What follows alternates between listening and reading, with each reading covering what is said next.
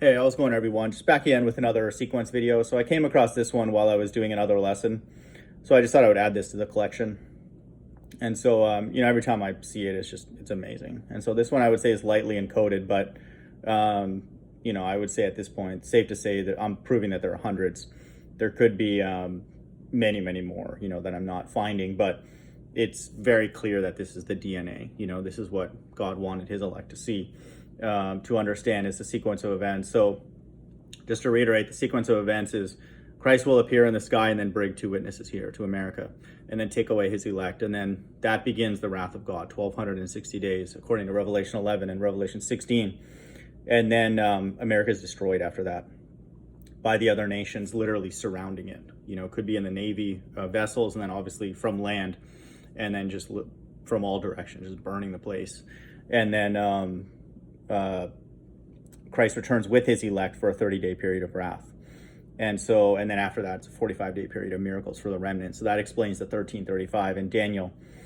And so that's a sequence, and so that pattern, that sequence will unlock the Bible because everything falls into those buckets. And then we'll see even in the times that are not explicitly prophetic, that sequence is embedded there. And so this is God breathing, this is his DNA.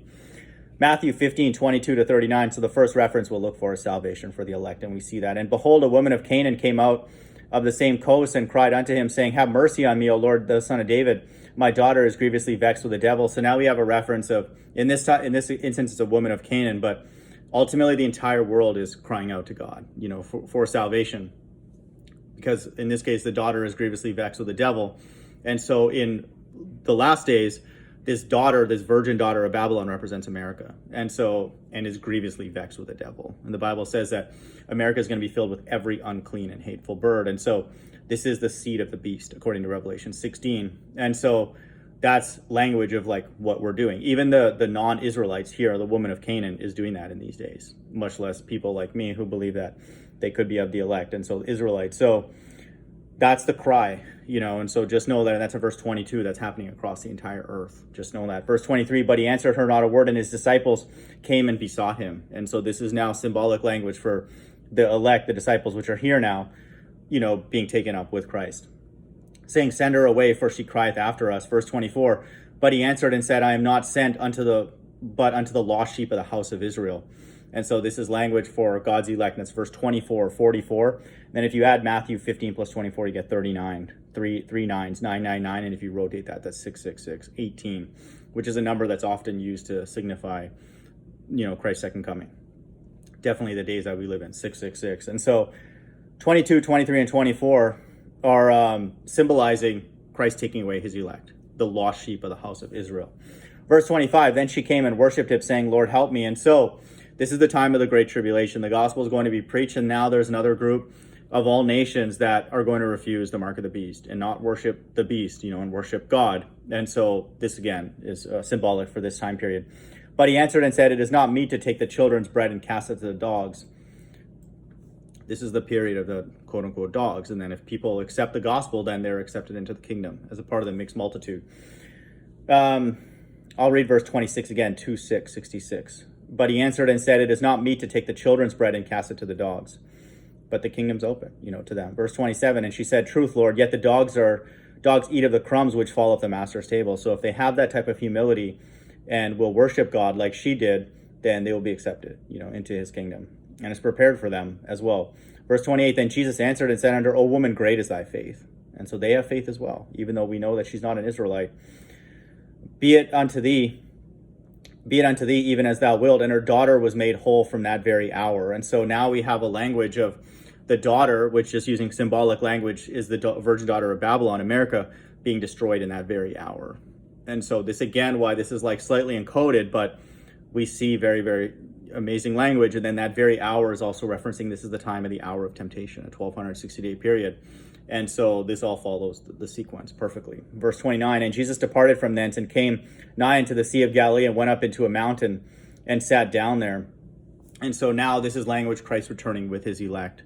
Okay, and so there's going to be a multitude that's going to gather together and fight against God, and I'll bring that out in 2nd Ezra, but just know that. And so when he's talking about went up into a mountain, when Christ returns in the Middle East with his elect, it's literally going to look like there's a rock in the sky, all of them, just a cluster of UFOs. And so that's what the language that God uses, the rock of the salvation. It's a literal UFO, with that texture will look like a rock. And so in this case, the UFO is so big that's called a mountain, and so just know that that's the language. The Bible says in other places, a mountain carved without hands, in the book of Daniel. And so that's why the book of Daniel and Ezra are related, and I believe if they're not living in the same time period, they're very likely the same soul. And so don't take that to the bank, but that's what I suspect. That's what I'm sensing. But just know that they use the same language, to describe these so-called UFOs.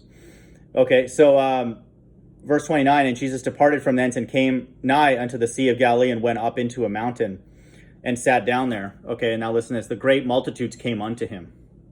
So this is, again, symbolic language in the last days. 2 Ezra 13:34, and an innumerable multitude shall be gathered together, as thou sawest him, willing to come and to overcome him by fighting. An innumerable multitude. And that's in verse 34, 444, FFF 666. And so that's everybody with the mark of the beast on God's left-hand side. And so I'll read verse 30 again, and great multitudes came unto him. So in the last days, they're going to fight. They're going to have the nerve to try and fight against God. And so just know that. Having with them those that were lame, blind, dumb, maimed, and many others, and cast them down at Jesus' feet, and he healed them. And so just know again, though, in the last days, this is symbolic language for the multitude fighting. Verse 31, insomuch that the multitude wondered when they saw the dumb to speak, the maimed to behold, the lame to walk, and the blind to see, and they glorified the God of Israel. And so now we have a time of God being glorified. And so the sequence always holds, is what I'm trying to say. You always have a time of salvation. You always have a time of great tribulation. You always have a time of Christ returning with his elect on this, quote, mountain, and then the multitudes attempting to fight. And then you have a time of the God of Israel being glorified, which is the kingdom. And so Matthew 15:22 to 31 reaffirm the sequence. Hope everyone's doing well. Bye.